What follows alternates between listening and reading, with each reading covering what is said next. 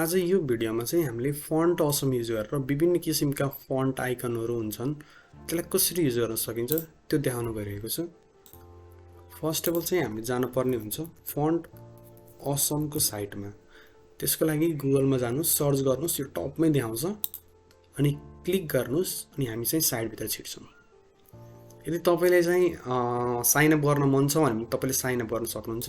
Sign up गर्नुको फाइदा भनेको यसैको बाइ डिफल्ट एउटा CDN लिंक दिन्छ, त्यस थ्रुबाट हामीले गर्नुपर्छ। यो अफलाइनको जुन डाउनलोड गर्नुपर्ने झन्झट हुन्छ त्यो गर्न पर्दैन। र यदि गर्न चाहनुहुन्न भने पनि केही प्रब्लम छैन, CDN को अर्को अल्टरनेट मेथड पनि छ, त्यो मैले यही भिडियोमा देखाउँछु। स्टार्ट फर फ्रीमा क्लिक हान्छु मैले।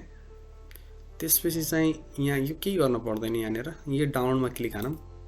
अब यो डाउनलोड अप्सनमा चाहिँ क्लिक हानेर चाहिँ डाउनलोड गर्न सकिन्छ।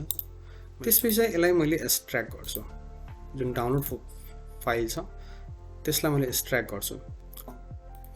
बाहिर डेस्कटपमा एउटा प्रोजेक्टको फाइल क्रिएट गर्छु, फन्ट AWS असम प्रोजेक्ट है त। अब यहाँभित्र हामीलाई के गर्नुपर्छ, index.html भन्ने क्रिएट गर्नुपर्छ। त्यसको लागि मैले यसलाई कोडमा खोल्छु, यो प्रोजेक्टलाई index.html दिनु पर्यो। अनि मैले सँगसँगै एउटा के गर्छु भने assets भन्ने क्रिएट गर्छु।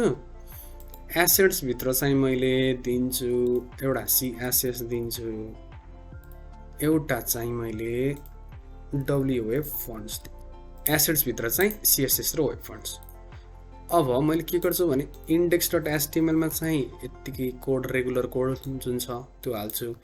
माथिपट्टि फन्ट AWSOME है त। अब यो एक्सट्र्याक्ट कम्प्लिट भइसकेको छ। हामीलाई चाहिने भनेको के भन्दा CSS बाट हामीलाई चाहिन्छ यो दुईटा चाहिन्छ, एउटा फन्ट असम .min र यो all.min है त। यसलाई र मैले यसलाई चाहिँ मार्क गरेर कपी गर्छु। ल कपी गर्छु मैले है त। त्यसलाई कपी गरेर मैले के गर्छु भने हाम्रो यो जुन प्रोजेक्ट छ त्यसको एसेट्स भित्र CSS मा मैले लगेर यसलाई पेस्ट गरिदिन्छु। हाम्रो पेस्ट भयो है त। त्यसपछि मैले यहाँ टक्क पुरा एक्सपेरिमेन्टल वेमा देखाइदिन्छु है त कसरी काम गर्छ भनेर। अब हामीले चाहिँ जस्तो चाहियो के भन्दाखेरि, जस्तो तपाईलाई चाहियो फेसबुक चाहियो है त, फेसबुकको फन्ट चाहियो, मलाई यो चाहियो, मैले यो सिलेक्ट गरेँ है। तपाईले केही गर्नु पर्दैन, यो कपी गर्नुस्। यदि तपाईले यो याद छ फा फेसबुक यिनीहरू याद छ भने चाहिँ तपाईले कपी गर्नु पनि परेन, डाइरेक्टली यहाँ यस्तै पेस्ट गर्न सक्नुहुन्छ। यसलाई मैले सर्भरमा ओपन गर्छु, लाइभ सर्भरमा। यहाँ के देखिँदैन, यो नदेखिनुको कारण के भने हामीले यहाँ CSS त दियौँ तर चाहिँ CSS लाई लिङ्क पनि त गर्नु पर्यो नि हैन। लिङ्क गर्छु मैले।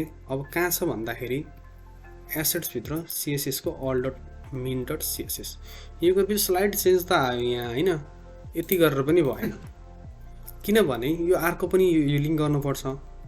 त लिङ्क गर्छु मैले एसेट्स अनि त्यसपछि यो गर्छु, अझै पनि चेन्ज भएन, किनभने हाम्रो CSS त लिङ्क भयो तर फन्ट लिङ्क भएको छैन नि त हैन। अब फन्ट पनि त लिङ्क गर्नु पर्यो, तर वेब फन्ट त हामीसँग छैन। जुन हाम्रो यो डाउनलोड भएको छ यसमा चाहिँ वेब फन्ट्स भन्ने छ नि त हैन। वेब फन्ट्सलाई नै मैले कपी गरिदिन्छु, किनभने हामीलाई चाहिँ यो स्पेलिङ पनि करेक्ट राख्नुपर्ने हुन्छ हैन। त्यही भएर चाहिँ मैले डेस्कटपमा गएर डाइरेक्ट यहाँको वेबको वेब फन्ट्स त मैले डिलिट गरिदिएको थिएँ, यसलाई चाहिँ यहाँ पेस्ट गरिदिन्छु। स्पेलिङ करेक्ट हुनुपर्छ है। आयो जस्तो मैले यसलाई एकचोटि ट्राई गर्छु, स्पेलिङ फरक हुँदा के हुन्छ, टक टक टक चेन्ज भएन, चेन्ज भयो हैन। त्यही भएर चाहिँ हामीले चाहिँ यसलाई चाहिँ स्पेलिङ चाहिँ एकदम करेक्ट लेख्नुपर्छ, किनभने जुन यो CSS भित्र चाहिँ यसको पाथ सेट गरेको छ क्या, पाथमा चाहिँ अब रिनेम गरेर अर्को गरिदिइसकेपछि त पाथ त रङ भयो, त्यही भएर यस्तो भयो। अहिलेसम्म त हामीले आईमा राखेछौँ। जस्तो कि तपाईँलाई मन लाग्यो कि अब मैले चाहिँ यो मेसेन्जर चाहिँ आईमा राख्दिनँ भन्नुहुन्छ भने पनि, जस्तो कि यहाँ आउनु त आएको छ हैन। अब यसलाई तपाईँले के पनि गर्न सक्नुहुन्छ भने स्पेनभित्र राख्न सक्नुहुन्छ हैन। स्पेनभित्र राख्दा पनि त्यही आयो है त। बाई डिफल्ट चाहिँ के छ भन्दाखेरि जस्तो मैले यसलाई जस्तो कि स्पेन नलेखेर कि हैन, मैले चाहिँ यसलाई डिप लेखिदिन्छु भने पनि यो सेम आउँछ कि, किनभने अटोमेटिक यहाँ जुन CSS युज भइरहेको छ यसमा चाहिँ यो क्लास जुन डिफाइन भइरहेको छ, फ्याब डिफाइन भएको छ, यसलाई चाहिँ इनलाइन ब्लक भनेर दिएको छ होला त्यही भएर चाहिँ यस्तो आइरहेको छ। यहाँ इनलाइन ब्लक भनेर दिएको छ होइन, यस्तै भएर चाहिँ यो अटोमेटिकली तपाईँले जे राखे पनि यहाँ इनलाइन ब्लक भएर आउँछ। तर राख्दाखेरि चाहिँ आई नै भनेर राख्नु होला, आई अथवा स्पेनभित्र है। जस्तो कि मलाई लिङ्क हाल्न पऱ्यो अरे यसमा, मैले के गर्न सक्छु त भने मैले एङ्कर ट्याग दिएर अब यहाँ मैले दिन सक्छु जस्तो कि गुगल दिन्छु। जस्तो फेसबुक नखेर मैले यहाँ गुगल दिएँ भने के हुन्छ, चेन्ज हुन्छ होला, हो चेन्ज भयो होइन, किनभने यो त्यही अनुसार सेट गरेको क्या। अब मैले चाहिँ यहाँ के गर्छु भने HTTPS यस्तो टक टक टक टक होइन गुगल/ यो हालिदिन्छु। अनि यो बिचमा यो भाग छ नि यो एङ्कर ट्यागको, यसमा चाहिँ मैले यो लिङ्क हालिदिन्छु होइन। अब मैले यहाँ क्लिक हाने नि म गुगलमा जान्छु कि, यसरी हामीले युज गर्न सकिन्छ होइन। यो भयो हाम्रो कुन मेथड भयो भन्दाखेरि अफलाइन मेथड भयो। अब अनलाइन मेथड कसरी गर्ने त CDN जेस भनेर टक्क गुगलमा सर्च गर्नु, अनि यहाँ एउटा लिङ्क आउँछ त्यसमा ओपन गर्नु, अनि यहाँ चाहिँ FONT फन्ट असम चाहिँ यहीँ आइसकेको छ। कुन छ लेटेस्ट भर्जन त्यही गम न होइन।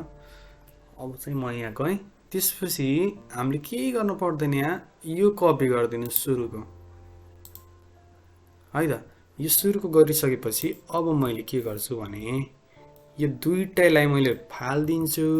मलाई यो एसेट्स भित्रको कुनै पनि चाहिएन होइन। जस्तो कि देख्न सक्नुहुन्छ यहाँ उहीको फोल्डर चाहिँ छैन होइन।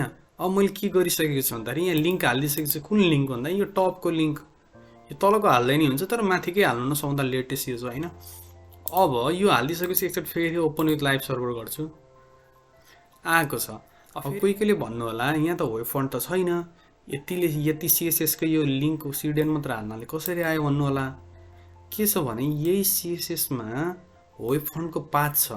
वेब फन्ट कहाँ छ भने यो जहाँ यो जुन लिङ्क छ, यो जुन जहाँ होस्ट भएको छ त्यसले वेब फन्ट पनि होस्ट गरेको छ के, अनि त्यो वेब फन्टको पाथ यसमा सेट गरेको छ।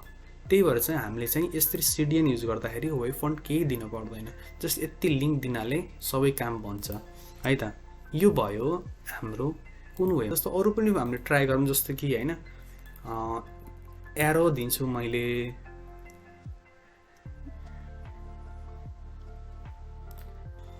कपी गर्छु होइन।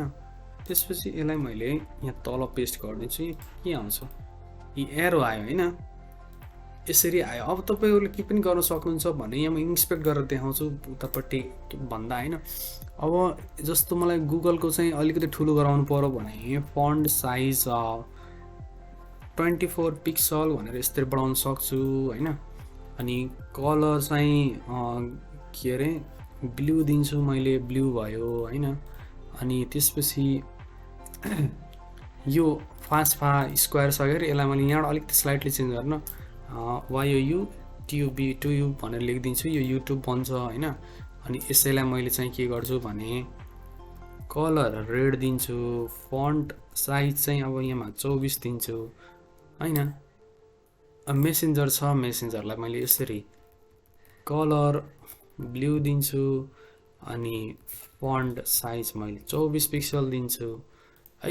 यसरी चाहिँ हामीले फन्ट असम चाहिँ युज गर्न सकिन्छ है त। अब यदि सपोज यस्तो टाइपको CDN युज गर्न मन छैन भने तपाईँले फेरि के पनि गर्न सक्नुहुन्छ भने साइन इन गरेर यहाँ लगइन गर्नुहोस् होइन। यदि अब चाहिँ यो तपाईँको एकाउन्टभित्र जानु, अनि यहाँ चाहिँ किटमा जानुहोस्।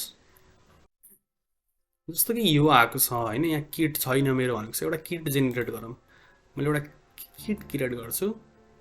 अब किट क्रिएट गरिसकेपछि मलाई चाहिँ यो एउटा CDN को लिङ्क दिएको छ क्या, मैले कपी गर्छु। अब मैले के गर्छु भने यो 8 नम्बरको लाइनमा हटाएर त्यहाँ अर्को लेखिदिन्छु है त। अब यति गरेपछि पनि यो यहाँ आउने भयो। यसरी पनि हामीले गर्न सकिन्छ।